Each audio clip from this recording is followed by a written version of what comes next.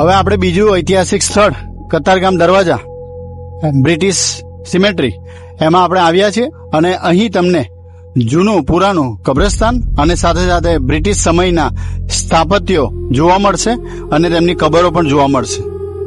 અહીંથી તમને ઇતિહાસમાં લઈ જવાના છીએ અમે. ચાલો મારી સાથે.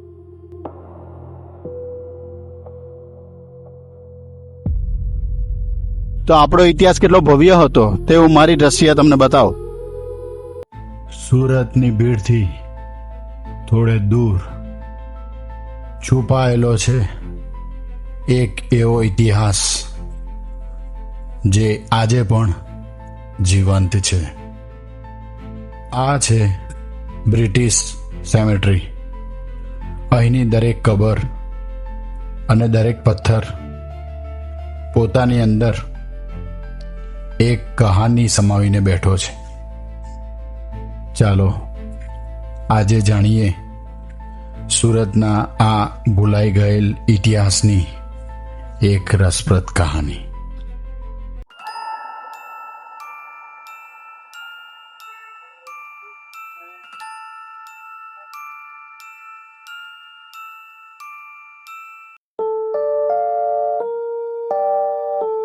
આ સ્થળ પર આવીને જાણે ઇતિહાસમાં ફરીથી પાછા આવી ગયા હોય તેવું લાગે છે.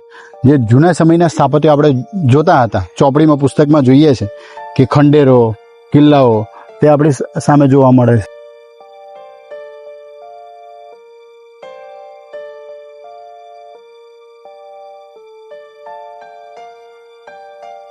સુરત માત્ર વેપાર ઉદ્યોગ માટે જ નહીં પરંતુ આવા ઐતિહાસિક સ્થળો માટે પણ જાણીતું છે અને આવા સુરતમાં ઘણા બધા ઐતિહાસિક સ્થળો છે જે આપણે જાણતા પણ નથી.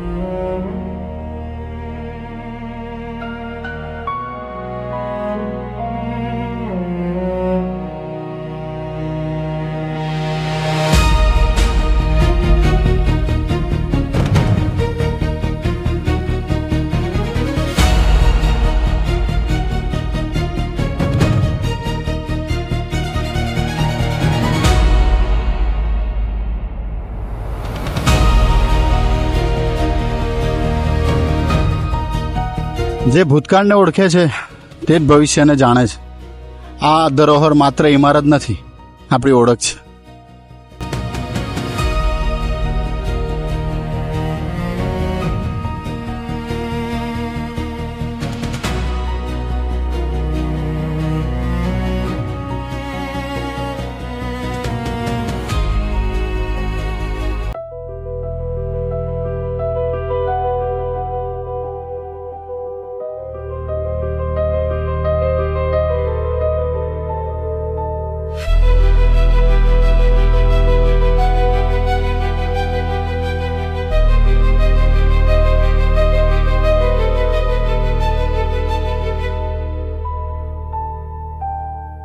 તો આજે આપણે બે ઐતિહાસિક સ્થળોની મુલાકાત લીધી, એક બાનો બંગલો અને બીજું બ્રિટિશ સિમેટ્રી.